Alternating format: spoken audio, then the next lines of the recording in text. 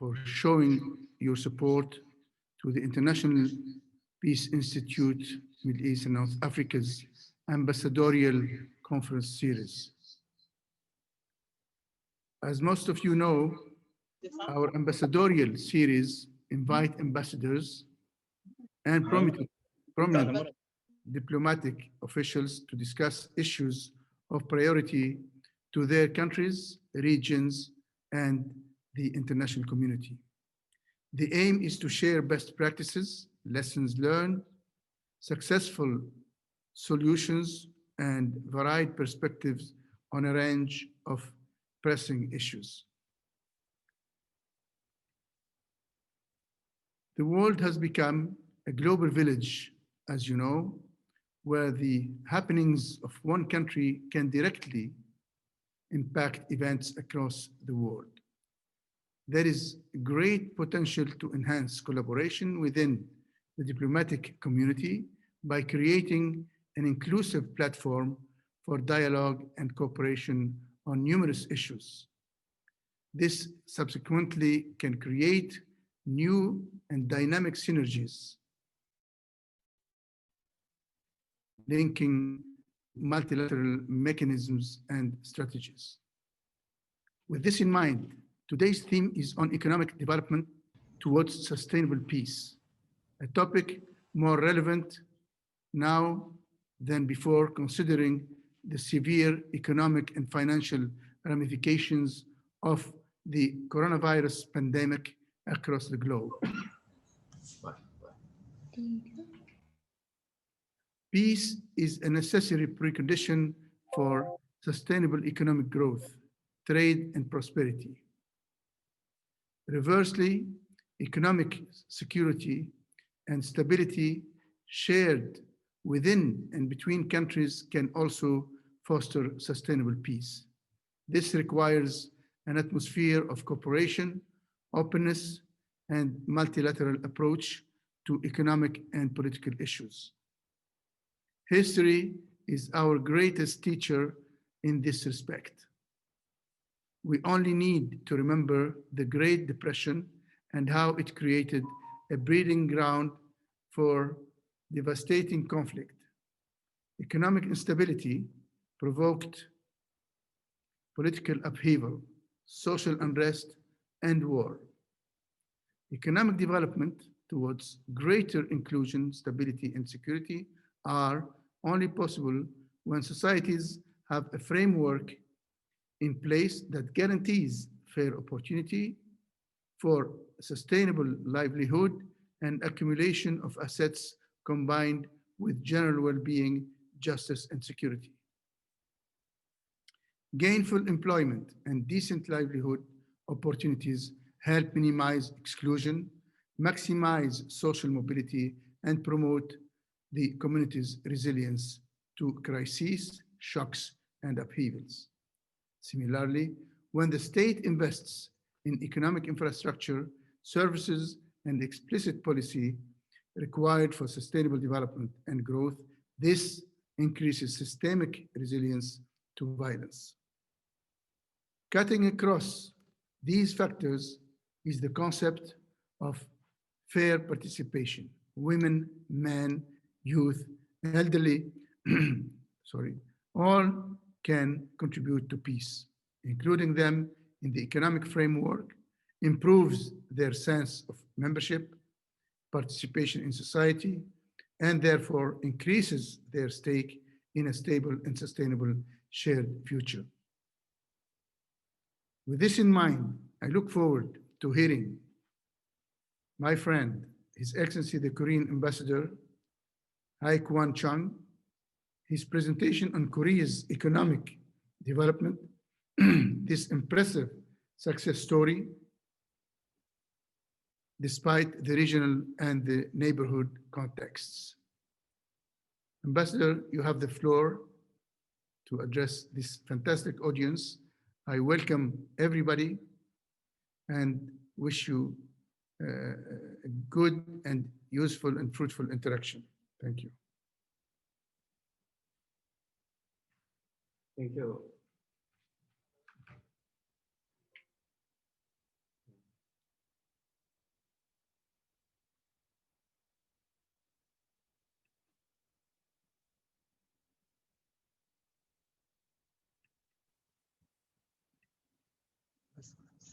Uh, Thank you very much, for Director, and thanks for your very heartfelt introduction for me and uh, Excellencies, dignitaries, and respective audiences.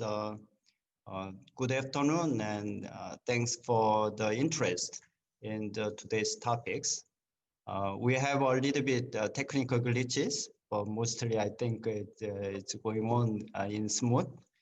And it's my great honor and privilege to present Korea's economic development and also share our successes and failures in our economic development. And I hope today's presentation will be helpful for all of us by any means. And then I want to make my introduction a little bit short and then go straight to the my PowerPoint presentation.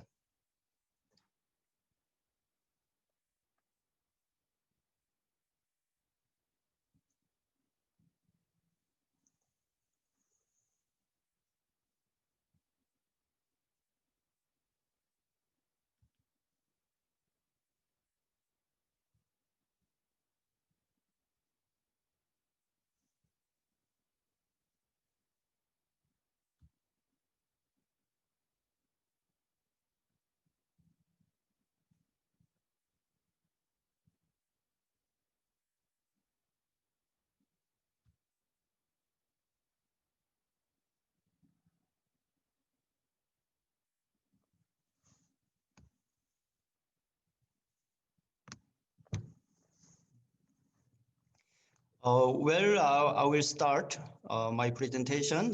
Of course, today's topic is Korea economic development. And my presentation today is composed of three parts. First one is Korea at a glance. Second part is overview of the economic development process. Third one is sustainable side of the growth. Part one, Korea at a glance. And it is kind of general information about Korea. And left upper side, you can see population is 51 million. And we have North Korea in the northern region. And also our symbols, 태극기, our national flag, and 무궁화, our national flower. And we are using Hangul as our language. And our administrative division is one special metropolitan city, it's of course Seoul, and 6 metropolitan cities, and one special self-governing city, it's Jeju Island, and also 8 provinces, and so on. Let me present some historical overview of the Korea's economic development. It's a kind of a present country of failures and triumphs. When we liberalized from the colony period in 1945, our per capita income was very minimum. And then we experienced Korean War and the People's Revolution and military coup. And then we started our economic development, implementing 6 5-year economic development plans. During that period, we took off. And then during that period also, we accomplished a democratization in the political side. Then 1996, we became OECD membership, and then we went go down to the Asia financial crisis. And after overcoming, we confront with another crisis. It's a global financial crisis. And then we are surviving our economy, and we are preparing another takeoff too. Second part is overview, and we call it from poverty to prosperity and from an aid recipient to a donor. As you can see, the left side is a war-torn countryside. There is explosions. And then right side, it's a current status after the economic development. During the Korean War, 85% of our GDP was damaged, and also 2.5 million deaths, and half of the homes burned to ashes. you can easily see in the bottom of the pictures that aspect. And then because of the kind of economic disasters, we highly depended on aid on our economy. So almost 2/3 of the imports financed by foreign aid and 50% of budget came from foreign aid. And in terms of natural resources, we are lack of natural resources, as you well know. And even comparing with the North Korea, our number is really low. For example, iron ore, the North Korea is 99% and South Korea is just 0.1%. Like a graphite, also similar. But after the economic development, now Korea's status is global ranking is GDP 12th, export volume is 7th. And when you look at the diagram, graph in the bottom, say you can look at 1959, we have our per capita income was 82. And then now, last year, 2019, our per capita income is more than $30,000. It's kind of grow like more than 300 times. And our export in 1960s were mostly exported agricultural products and light industry products and small portion of heavy chemical industry products. But now we are exporting semiconductors, automobiles, petroleum products, and automobile parts and accessories, and so on. And based on economic growth, we are also doing international cooperation, and we transformed our economy and our country from a donation recipient country to an ODA donor. I think this is the only case in the modern history. And also on the right side, you can see we are participating in the UN peacekeeping operations too. At more than 1,000 people, 1,000 personnel are working in the 14 countries. And in terms of innovation-wise, Bloomberg highly rated Korea as the innovation country. So when you look at the map, the South Korea is the first, and then Germany, Finland, and Switzerland, Israel, and so on. And when people easily notify that because Korea made a very fast economic development, people can think Korea recorded continuing success in the economic development. But it's not the case. We have also economic crisis and difficulties. For example, our growth rate, like 1985, 1990, 7.5, 9.3, 8.9. But in 1998, it is minus 5.5%. It was Asian financial crisis. It was a national disaster. We analyzed the cause of this crisis is overinvestment in heavy and chemical industries and high inflation and large fiscal deficits and financial repression. And also it caused inefficient resource allocation, macroeconomic instability, rising inequality. So to overcome this crisis, we changed our policy paradigms totally. So we pursued liberalization, market orientation, and stabilization. And actually the overcoming crisis is due to the government policies, but at the same time, ordinary people's efforts was tremendous. For example, gold collecting campaign. During this period, more than 3.5 million people participated. And also more than 200 tons of the gold was collected. And it values more than $2 billion US. It showed tremendous commitment by the Korean people to overcome national disaster. And then when we talk about Korea's economic development, many people say that what is the secret ways of the fast economic growth? And usual conventional wisdoms are usually 4 factors. I will just touch on that. It is state-led development plans, and export-oriented policies and investment in human resources and strong work ethics. I don't elaborate on this time, but if later, if I have opportunity, we'll talk about a little bit more. Then the last part 3, sustainable and inclusive growth part. As I said, we also faced challenges and difficulties during the economic growth. And to make our economic development sustainable, we have to put more the inclusive policies for our economy. We have many aspects of that sustainable part, but this time I will talk about 4 representing policies. First one is the rural development policy. Second, social welfare policy. Third, education. Fourth, science and technology investment. First, rural development policy. Well, since we started our economic development, we experienced income gap between urban and rural households. So we push forward 새마을 운동 movement. It's a new village movement as a national campaign. 3 principles: self-help, diligence, and cooperation. And government spent 2.5% of the GNP per year, and villagers provided free labor for these projects.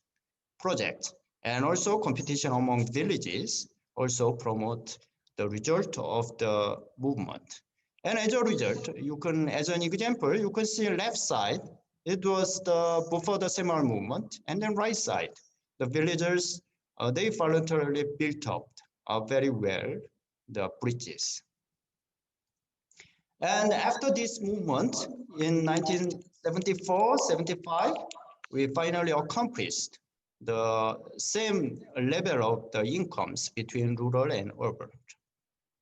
And the second policy of the rural development is the reforestation. What we did for that, nearly 3 billion trees were planted in 5 years, and FAO extolled Korea as the only developing country in the world that has succeeded in reforestation since the Second World War. Of course, at that time, Korea was a developing country, and also other advanced nations such as Germany, UK, New Zealand also succeeded in reforestation. The second part is social welfare policy. Well, to our economic development sustainable, more attention needed to inclusive growth. Therefore, we did health policy and labor policy. In the health policy, we implemented national health insurance in 1977. By this insurance system, mandatory medical insurance was implemented. So it's kind of a universal coverage of the health insurance. So after this, increased the use of the medical services, and also it enabled accumulation of the data on medical services usage and disease for the future policy, and also securing healthcare resources in rural areas. So this is Korean newspaper at the date of the implementation of the health insurance. But of course, it's difficult to read. And the second, labor policy, because in 1990s, emergence of the knowledge-based economy, we need the rise in skills and also need for upgrading worker skill and need for comprehensive and active labor market policy. So we traditional unemployment insurance system plus active labor market policies too. So vocational training and job security is enhanced. Now, education. It's a conventional wisdom. There is an interactive relationship between economic growth and human development. So in the early stage of our economic development, even earlier economic development, that we implemented free compulsory education program. So enrollment rate by school sharply increased in the late 1950s. So as a result, you can see on the right side, decline in illiteracy rate. In 1945, it was 78, but it sharply decreased 2008, it's 5%. Currently, it's less than 5. And vocational education. Why? Because the absolute shortage of the technicians. In 1969, when you look at the diagram, we can compare Korea and US at the time. Per engineer, technician, Korea is 2, US is 25. It's more than 10 times. And simply unskilled, it's Korea 15 and US 5. So we targeted producing 15,000 technicians every year nationwide. And to this end, we implemented some of the programs. It's many vocational high school established and national technical qualification systems introduced. And this made a huge impact on the Korean economy. And we winning 9 times in a row at the International Vocational Training Competition. And then focus shifted to a junior technical college and recently, lifelong learning. The last but not least, science and technology investment. As the economic inputs accumulate, outputs diminish gradually in a proportional sense. So to overcome such symptoms, knowledge must be added. So various policy measures implemented. For example, establishment of the Korea Institute of Science and Technology is a research and education institute, and also Ministry of Science was established. And also we made, this one is important, Government Research Institute in the strategic areas. It's very important and it made a huge role. So, but in the early stage of our science and technology investment, you can easily see it's a black part. It's a government research institute. It take portion of more than 80%, but as time goes by, it decreased. And then now it's around 10%. And remaining portion, it's business took the charge. So we are going to the desirable flow of the STI development. And currently, our expenditures on R&D and our researchers number is comparing with other countries in a decent shape. You can see the right and upper side, Korea and Israel, Finland, Sweden, like Japan, and so on. So it's a kind of a good posture of the STI. That concludes my presentation. Thank you.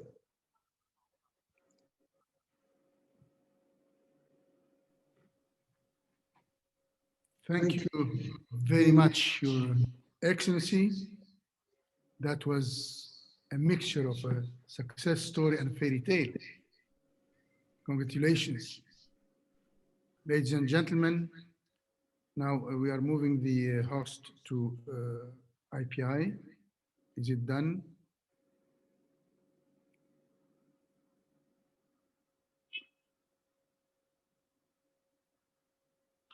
Yep, it's been moved. Okay, please many people are waiting. Could you let them in? Okay, thank you again, Mr. Ambassador. That was very, very interesting and very enlightening. And the objective of this interaction with you is to show people that a country like yours that was shambles in ashes in the 50s has now climbed to the rank of the most developing countries. Congratulations again, and may that development be sustainable, and may the region and the rest of the world profit and adopt homegrown know-how and examples to reach your level. I will, of course, welcome questions from my dear friends and colleagues who are participating in this webinar. But I would like to start by putting a question to His Excellency. Post-war, South Korea adopted an export-oriented development strategy. What were the factors that determined the government's focus to invest and develop the science and technology sector? For example, Singapore, which is another Asian tiger, focused heavily on investing in the shipping industry due to their geostrategic location. Just to give an example.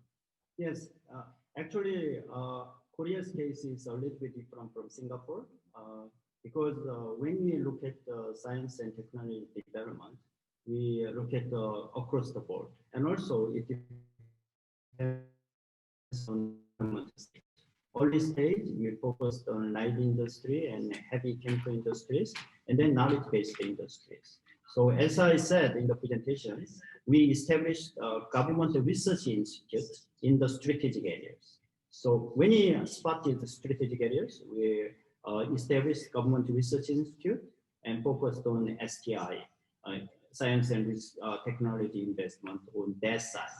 And if I say specific side, and then maybe IT, shipbuilding, automobiles, and the steel making, that areas are very much main focus. Good, thank you very much. I'm sure there are many other questions to follow. I will take a question from Gulf Daily News, GDN, who's asking Your Excellency, what lessons can Bahrain and the GCC learn from Korea? I don't think you are a lesson giver or a lecturer here. That is a matter of sovereignty, but maybe partnership and cooperation could be I would say the platform for learning experience and exchanging expertise. Well, I can share the Korea's experience, but I can't dare to say GCC learned something from Korea. But taking this opportunity, I will introduce my knowledge sharing programs of the Korea Development Institute. Because Korea developed its economy from the bottom to the high. So that's why many countries have an interest about Korea's economic development know-how. So we installed a program of knowledge sharing. So if any country have an interest about sharing the knowledge, and then we can work together, like based on the Korean experiences and the specific situation of the subject countries, and work together, make a seminar and develop a program and proper project. So we can produce proper programs to apply Korea's experience to unique situations of the specific country. That is the knowledge sharing program provided by the Korean government. Thank you very much. Dear colleagues and friends, participants, as you can see in our chat section, you can put your questions as you are advised by our host, Dalia Al-Halawi. If there is a question, please raise your hand and let us know if you want to put it. Otherwise, yes. Yes, Dalia, you raised your hand? That's me raising my hand, if I may. Oh, yes. Please do. Please do. My name is Abdullah Al-Shola. Thank you very much for giving me the opportunity to participate in this distinguished gathering of discussion. And thanks for your introduction. If the introduction, as you said, the purpose is to learn lessons, and I think there is nothing wrong. We want to learn lessons, as GDN was asking, from the experience of the Koreans. Because I think when we say we want to learn from the Western developed industrial country, we are told that achievement have taken ages to accomplish. But here we have an example of a country that has a lot to do with us as a developing country. It did not need so much of ages to catch up with the world. It needed determination. You know, it was a country which was devastated only in the 50s, you know, divided, destroyed, 2.5 million people killed. The people divided, which is the worst thing to happen to any nation. Yet they have turned to be now a strong powerhouse in the world now, of people that we are very proud with. You know, I have an association with the Koreans, goes back to 1975 when I was involved with the introduction of Hyundai Construction Company when they built the dry dock in Bahrain. It was their first introduction to the region, first project they have done in the area. And it was a wonderful showcase. Still, it is a wonderful showcase. We were able to see the workmanship of the Korean company, the skills of the laborers, the discipline, the management there in front of our eyes. Everybody saw it, and we did learn something there. Now, when it comes to what can we learn from Korea, I think we should go to the basic things of education. There is no time to speak about it, but maybe the ambassador can give more details. They have a very well recognized educational system that has really led to the achievement that they have already achieved. I was at one stage involved in the human resource development in Korea itself. It's a wonderful story. Their vocational training system, this is something that we would like really to learn more and to study and to adopt. Their healthcare system is something that we should really learn, and they have achieved a lot when it comes to that. The integration of women, they have a very good program that we can really learn from them. The investment in R&D, in research and development, they were able to achieve and to reach where they have reached only after spending a very generous percentage of their GDP in research and development. We need to look into that. Probably there is another lesson we have learned. Most of our businessmen are already in contact with the Korean companies. The company I'm involved with is already involved. They are seeing now that the Korean companies enjoy credibility and recognition of the marketplace here. They are looked at the sort of the Germans of the East. If you want equality with the reasonable, I hope I'm not making a publicity or advertisement, Mr. Ambassador, to you, but I'm stating what I believe and what I have experienced there. In fact, if there is anything, any comments we make or any advice we give to the ambassador, they should be much more active in promoting Korea in the region here.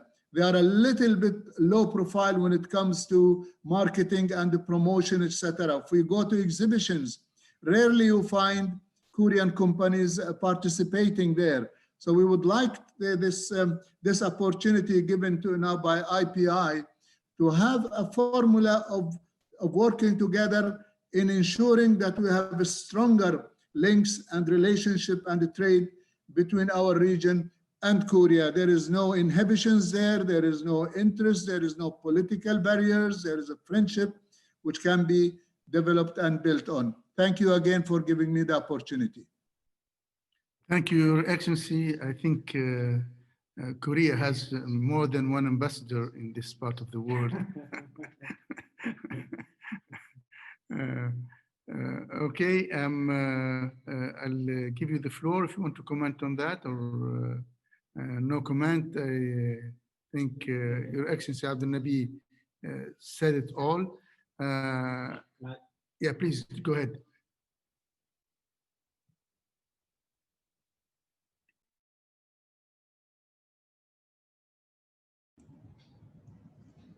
Are you talking to me?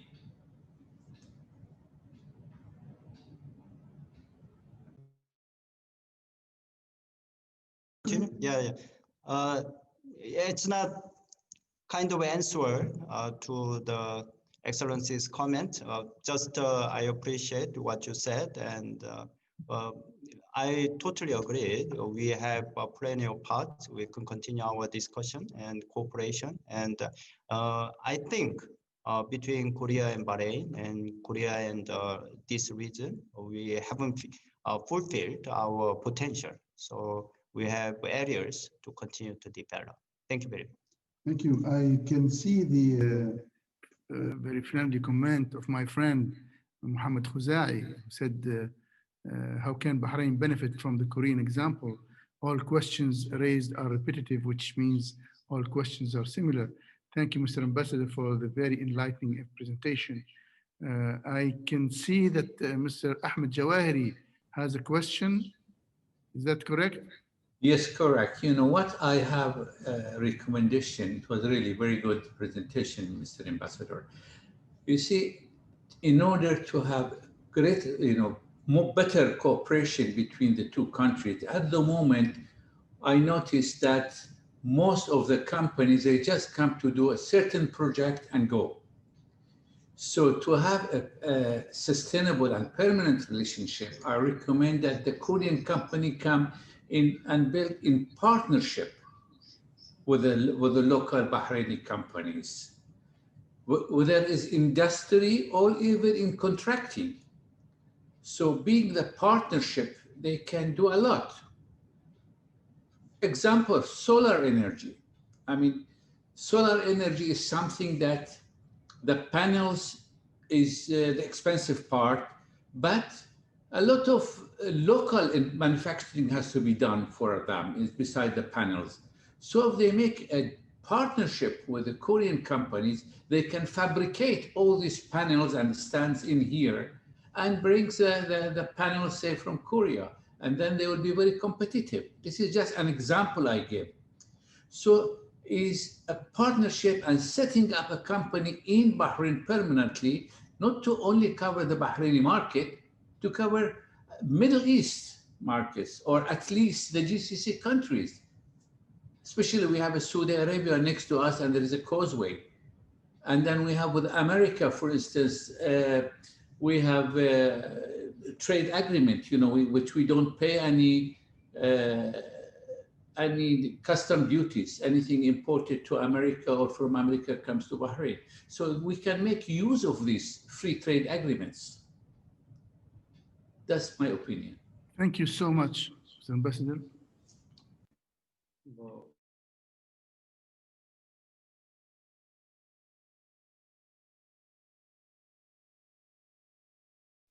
Any other questions? Yes, Your Excellency, U.S. Embassy. Yes, this is Maggie Nardi, the Charge d'Affaires at the U.S. Embassy. I want to thank IPI for hosting this event and the Korean ambassador for a very interesting presentation. As you know, the U.S. and Korea have very long, close relations together, particularly during and after the Korean War. I would comment on a couple of things that the ambassador said were the ways in which Korea moved forward. One was having a very strong state-led plan to move out of certain industries and into others. And I would say, based on what I'm seeing right now here in Bahrain, the government is doing the same thing, which is a good first step. Identifying new opportunities, and particularly as a result of COVID, I think it has given the US and Bahrain and other countries an opportunity to stand back and reset and see if maybe there are new industries or areas to pursue. One of the things the other speaker said was the importance of education, and I agree with that. And a third thing, however, was the commitment of the Korean people following a war to volunteer and to contribute as well. And that gets trickier in developed countries like the United States, and in Bahrain in particular, where you have a neighborhood where people are used, and a history, people are used to getting quite a bit from the government. And changing that mentality, I think, would be key to moving in the new direction that Korea said, and expanding the economic opportunities, that everyone has to feel that they are a part of the program and that they share responsibilities. And certainly I know in the US that can be tricky sometimes. So I would say that is a challenge, particularly in a region where the resources have been so rich and the populace has benefited significantly. So that's something that will take, I think, a marketing effort by the government and a sort of concerted effort. But I think Bahrain is on a very good footing to move forward. And I thank again the ambassador for that presentation. I learned a lot. Thank you very much. Thank you, Margaret. Any comment, Mr. Ambassador? Okay. I don't see other questions unless let me check the chat. Yes, Ibrahim, I saw your, yes, go ahead, Ibrahim.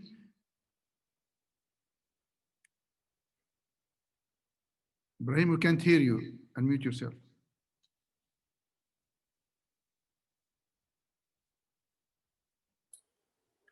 Salam Ibrahim, we alaikum. can't hear you.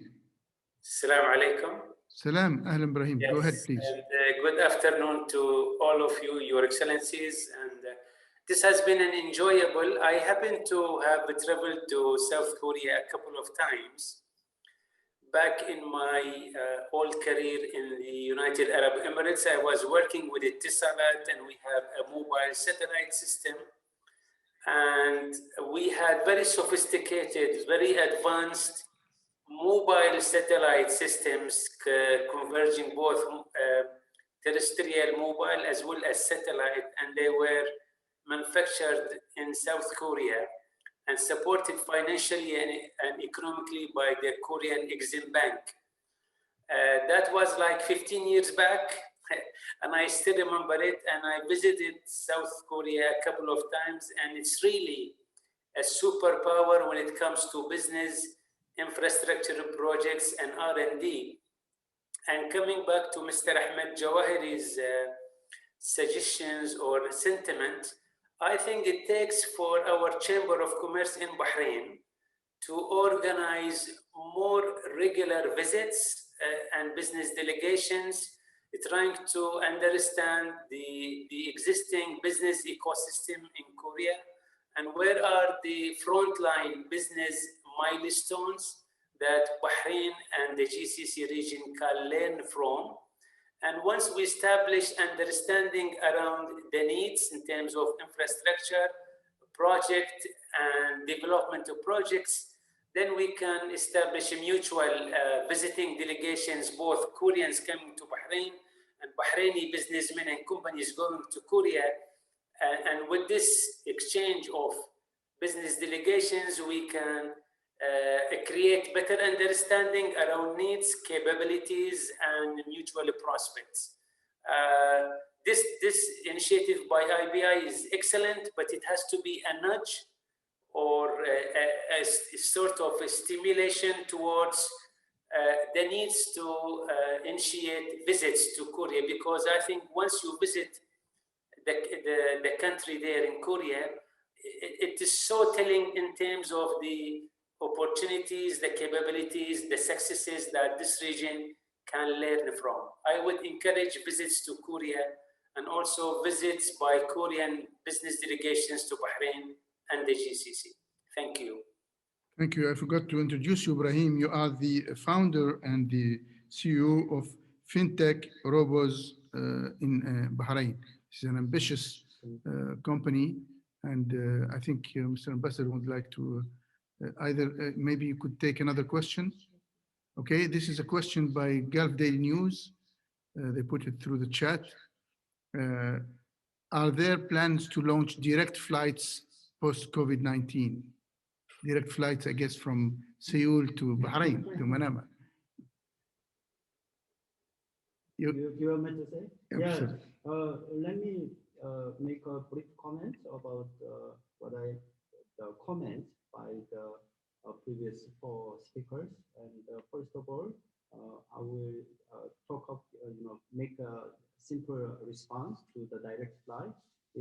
As you all know, previously we had direct flight between Korea and Bahrain, but because of the economic reasons, it stopped. And it's a kind of my standing interest and standing mission to resume, but basically it's not depend on me. It depends on commercial decision by the air price. So that's why we continue to discuss about it with the Korean government and Bahrain government and also the airline companies. And regarding the Mr. Ibrahim mentioned about businessman exchanges, I totally agree with that. And also, we are existing platform of the between BCCI, Bahrain, and the Korea Commerce Chamber of Commerce exchange of the personnel programs. So every year we take turns, go to Korea 1 year, come to Bahrain 1 year. So we started in 2017. So we can use it, and also at the same time we can make more multiple programs of the businessman exchanges, and it's always important to make the personal exchanges. And regarding the U.S. ambassador's comment, I highly appreciate, and I can agree with you more. And maybe we can work together for the benefit of the Bahrain and U.S. and Korea and other world countries. I thank you very much. And also, Chairman Jawahiri, what you mentioned is a very valid point. I also have interest about that issues. So so far, many Korean infrastructure and also engineering companies mostly participated in some big project and then went back. So I think it's we can each time to push for more permanent industries here invested by Korea, and then if they can contribute to the Bahrain economic development, I think that's a very good partnership. Thank you. Thank you. I have a request for a comment from Ambassador Nazrul. Please go ahead, Ambassador. Thank you. Thank you for giving me the floor, and thank you, IPI and distinguished ambassadors, and particularly Ambassador of Korea, Ambassador Chung, for presenting Korean development trajectory and sustainability of current task for further economic progress in South Korea. Let me say a few words. Since I started my diplomatic career in South Korea, I was posted 18 years back. So that was right after Asian financial crisis. So I have seen in my own eye actually how South Korean, they are diligent and very hardworking. And development trajectory, since I was a student of economics, actually we learned from South Korean development. So thank you, Excellency, for your nice presentation. Since time is very limited, just I put in the context of here we are in Bahrain, and I am representing Bangladesh. So Bangladesh actually is similarly progressing well in the context of development trajectory, and we are actually following South Korean model that export-led growth is there in Bangladesh, and also many recent developments happening there. And thanks, Ambassador of Korea, for their partnership, and also many ambassadors I can see, Turkish ambassador, German ambassador, and also obviously here from US ambassador. So we are very thankful, and because of this Corona crisis, actually what we are experiencing, so I put something for food for thought for our distinguished ambassadors. If we can collaborate here in Bahrain, as some Bahraini business person like Mr. Al-Shwala, South Korea, they need to have more presence here. So I am actually from Bangladesh planning to have some more developmental partnership projects with Bahrain. So certainly South Korea, German and Turkish ambassadors, we look for a joint collaborative some aspects. And as IPI, Mr. Nejib, he introductory remarks that mentioned that peace should be, built and everywhere. So economic prosperity and peace, it is go hand in hand.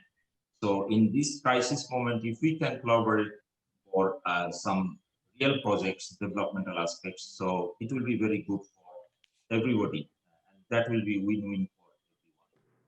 Here from the Bangladesh Embassy, I am ready to extend or cooperate with my colleagues from other embassies, and also IPI in future seminars, symposium, if you wish. I'm from Bangladesh. We are contributing one of the largest troops contributing country in the world in peacekeeping operation. So Bangladesh is a role model in the context of peace building and peacemaking.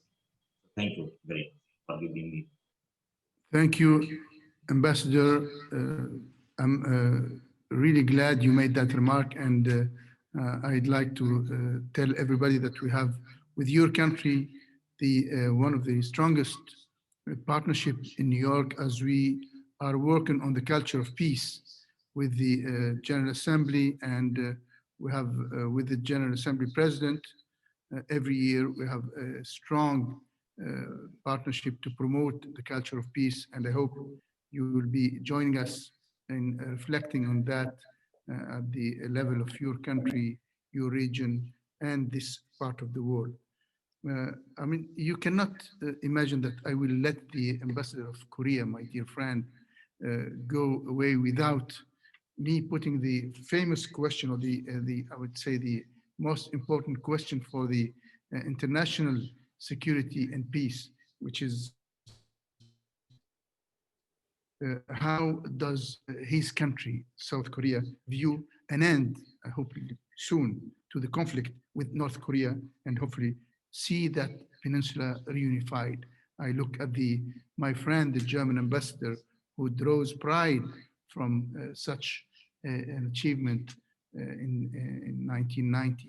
I think the reunification of Korea is overdue, and it's the hope not only for Koreans, but for Asia and the rest of the world. Well, thank you very much for asking that question. That is very important. And before answering that, first of all, I would like to thank for the interest and participation by all of my colleague ambassadors, and also businessmen, and also the governments and opinion leaders and everybody. Thank you very much. And your participation enable us to have very constructive discussion about it. And turn to the answers to your question. Actually, as you said, Korea reunification is long overdue. Actually, at the time of the separation, every Korean people expected it will be 5 years, 10 years, or something like that. But after the Korean War, it is too much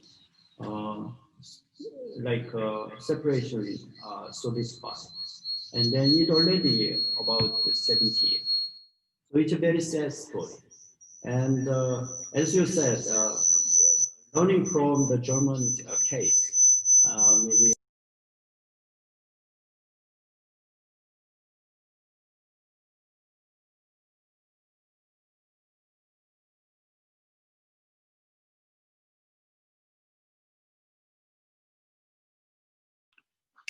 he's muted.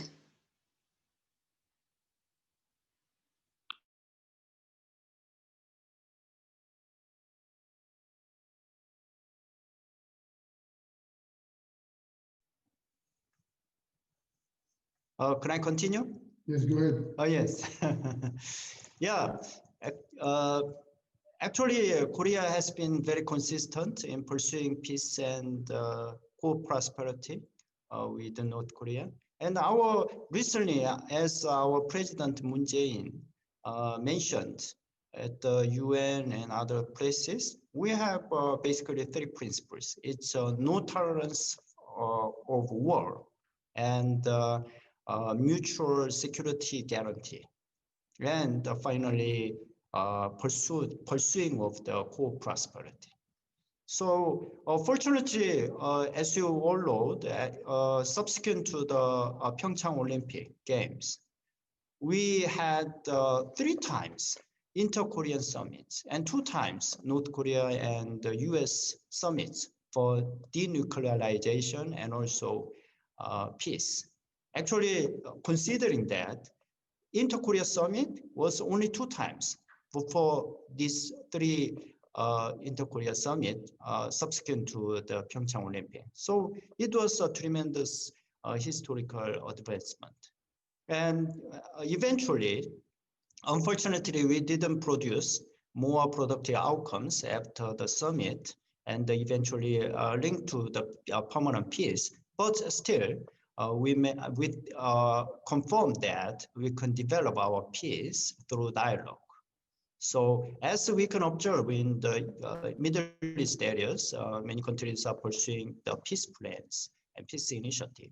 And I think Korea is a permanent position to continue cooperation and dialogue for our co-prosperity and the peace between Korea and between inter-Koreas, and also eventually going to the accomplish long overdue unification.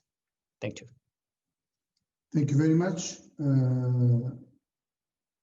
Do I see questions? If not, any questions? Of course, I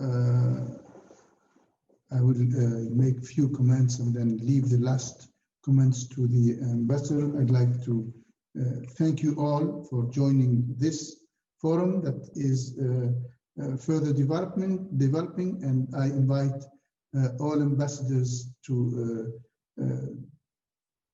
interact with us to see what kind of themes you can develop and what kind of experience their countries can share with not only with Bahrain, but with this, I would say, international audience, in order to further develop the think tanking on how to promote sustainable development and peace, which are at the core of the mandate of International Peace Institute.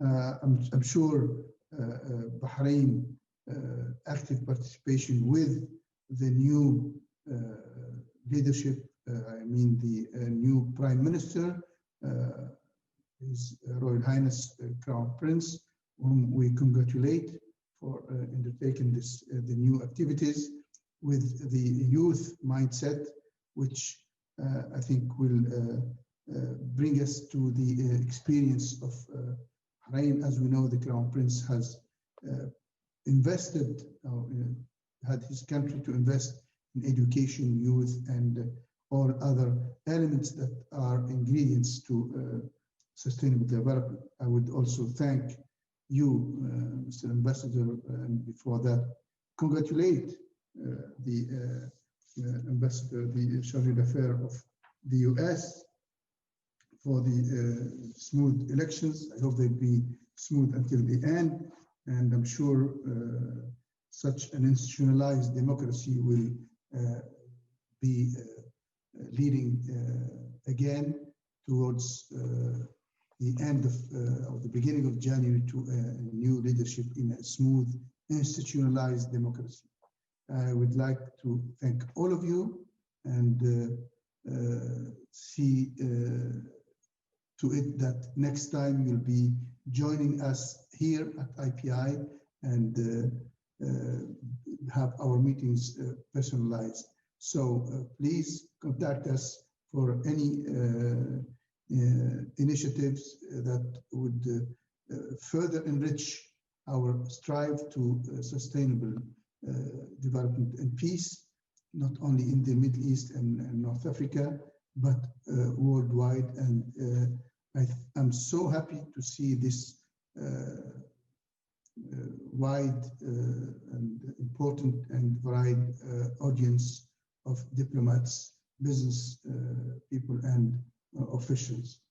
Thank you all. See you soon. May peace prevail. All the best. Thank you, Ambassador.